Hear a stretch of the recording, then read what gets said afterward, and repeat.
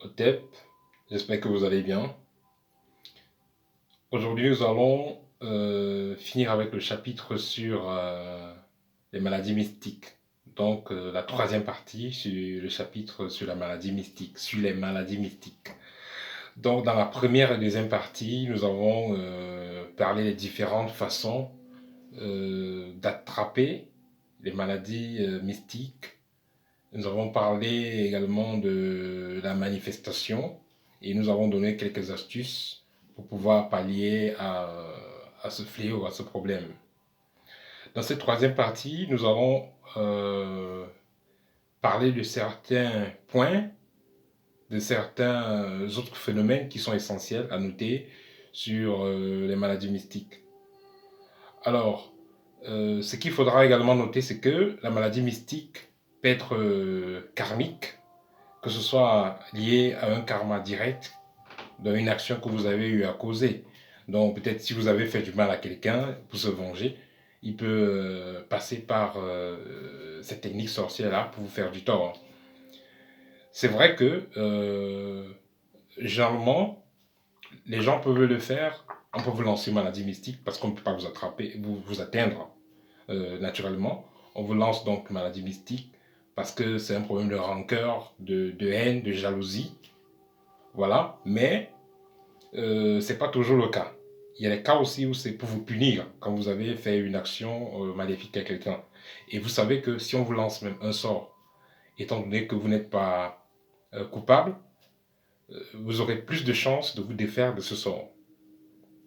Et si vous êtes même futé, ou alors si vous êtes initié, alors vous aurez plus de chances de pouvoir bloquer cette attaque-là ou pallier à ce problème. Voilà.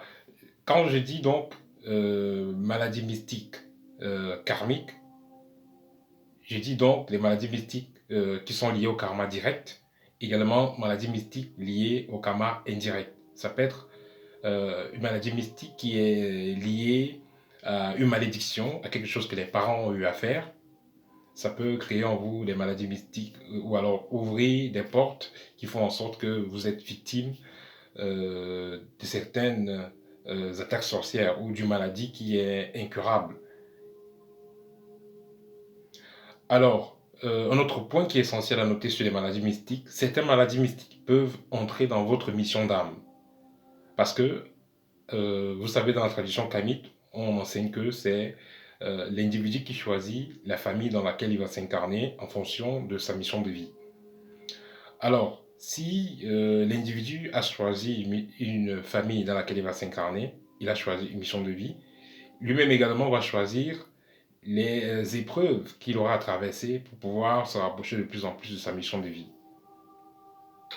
Ce qui fait que pour certaines personnes, euh, ayant été longtemps victimes de certains sortilèges, une fois qu'ils se lancent dans l'initiation, ils découvrent que la maladie mystique qui les perturbe va faire plutôt plus de bien que de mal. Parce que cette maladie mystique-là, ça va les pousser se, à faire des recherches dans la spiritualité. Ça va les pousser à vouloir mieux comprendre comment les choses se passent dans l'invisible. Comment est-ce ils ont été victimes de cette maladie-là? Quels sont les procédés que le sorcier ou le jeteur de sorts a utilisé pour pouvoir les atteindre? Et comment est-ce qu'il peut donc faire pour pouvoir éviter cela? Une fois qu'il sait comment éviter cela, une fois qu'il sait comment s'en défaire de cette maladie-là, il peut aider son prochain, il peut aider son entourage à pouvoir se défaire d'éventuelles attaques sorcières. Et moi qui vous parle, l'expérience que j'ai eue dans la guérison des maladies mystiques est due au fait que moi-même j'en ai été victime pendant des années et en travaillant et en me connectant à certaines fréquences hautement élevées, j'ai donc appris à maîtriser ce phénomène et à pouvoir résoudre cela dans un bref délai. Voilà. Et ce sont les techniques donc qu'on apprend dans l'académie, comment se débarrasser des maladies mystiques en modifiant consciemment le taux vibratoire. Il y a des personnes qui sont victimes des maladies mystiques et décident de rentrer en Afrique pour se traiter. Parce que dans les sciences mystiques, la distance n'existe pas. Dans la sorcellerie, la distance n'existe pas. Voilà, donc vous pouvez être aux États-Unis, Caraïbes, où que vous soyez, quelqu'un est là-bas en Afrique ou je ne sais pas où, il vous lance le sort et ça vous atteint, où que vous soyez dans le monde. Parce que certains vont dire que la sorcellerie ou alors les sortilèges ne traversent pas la mer parce qu'il y a le sel. Tout ça, c'est parce qu'ils ne sont pas initiés, ils ne connaissent pas de quoi il est question. Ça traverse une fois qu'on vous lance un sort, peu importe où vous êtes. Si vous n'êtes pas bien structuré, ce sort va vous atteindre. Alors, certaines personnes donc, qui sont victimes de certains sortilèges, des sortilèges, ils décident donc de rentrer en Afrique, se faire traiter. D'autres vont prendre l'iboga, d'autres vont prendre d'autres plantes médicinales africaines. Ces plantes-là, puisque on n'a pas trouvé la solution à leur problème, ces plantes-là vont les mettre dans un état de conscience qui va faire en sorte que le double astral puisse sortir et la personne va pouvoir rencontrer ses ancêtres ou alors ses guides spirituels qui vont lui dire exactement pourquoi est-ce qu'il a cette maladie et qu'est-ce qu'il faut faire pour se débarrasser de cette maladie. Ça, c'est les techniques qui sont utilisées en Afrique. Et c'est ces types d'événements donc, qui poussent certaines personnes à s'initier. Parce que sans cela, ils ne vont jamais s'initier. Ils ne vont jamais s'initier. Voilà. Il y a beaucoup de gens qui deviennent des grandes personnes, des grands spirituels, si je peux appeler ça comme ça. Ils deviennent des grands initiés plus tard. Mais ces personnes-là, beaucoup d'entre elles sont passées par des sortilèges, sont passées ils ont été longtemps victimes de la sorcellerie et de toute forme de perturbation spirituelle. Et à force de chercher la solution, ils ont fini par la trouver. Et c'est ça qui a fait pour eux une très grande expérience et une certaine maîtrise. Vous savez, on n'acquiert pas la maîtrise de certains phénomènes en lisant juste les livres. C'est dans la pratique. Je dis souvent que techniquement, je dis souvent aux étudiants que techniquement, entre le sorcier et l'initié, il n'y a pas de différence. Il n'y a pas de différence. La seule différence, c'est juste au niveau de la finalité.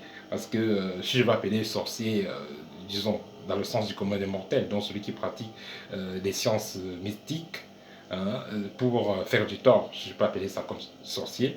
Et l'initié, celui qui pratique les sciences mystiques pour faire du bien, hein, pour aider la communauté. Donc je ne peux pas qualifier ça comme ça pour qu'on se comprenne.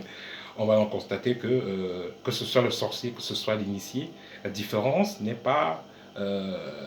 techniquement, il n'y a pas de différence. La différence est au niveau de la finalité. Parce que l'initié va utiliser ses connaissances pour soigner, guérir, apporter du bien à la communauté. Tandis que le sorcier va utiliser ses connaissances pour lancer des sorts, pour rendre les gens malades, pour créer des accidents, pour faire du tort. Voilà. Donc c'est ça que je voulais partager avec vous aujourd'hui.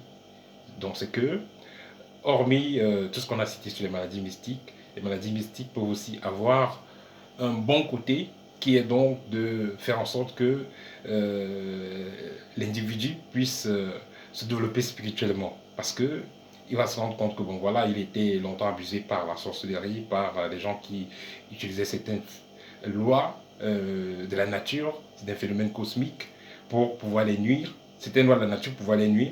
Et ces personnes-là vont donc essayer donc, de connaître davantage en ce qui concerne ces sciences mystiques-là, pour pouvoir se protéger des attaques sorcières.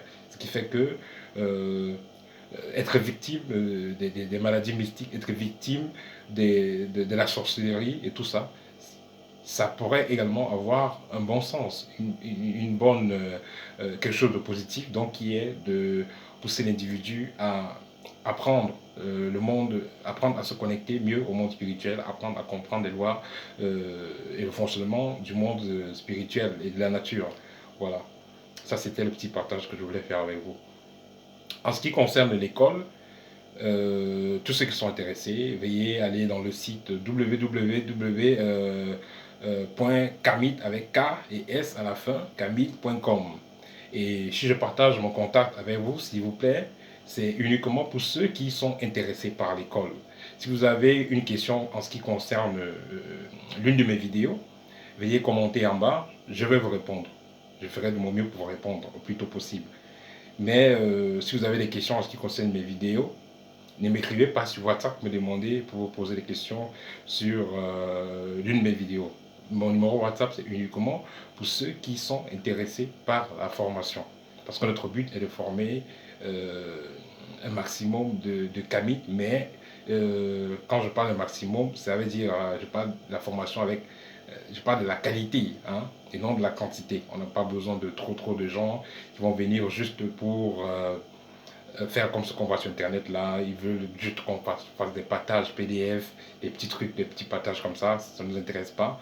Ce qui nous intéresse, c'est bien former. Sans forme, on ne forme pas. On a besoin des kamites qui seront respectés par leur connaissance, par leur charisme et par ce qu'ils peuvent faire concrètement sur le terrain, par la façon qu'ils ont changé leur vie, par la connaissance qu'ils peuvent apporter à la communauté. C'est ce type de personnes qui nous intéressent. Voilà. Donc on n'est pas intéressé par les gens qui vont souvent venir vers nous juste pour avoir des partages PDF parce que vous savez, le développement spirituel, c'est un peu comme un développement d'entreprise. Donc il faut de l'assistance jusqu'à ce que l'étudiant atteigne une certaine maîtrise. Donc il ne suffit pas juste de donner comme si on quittait le pain qu'on partageait. Non.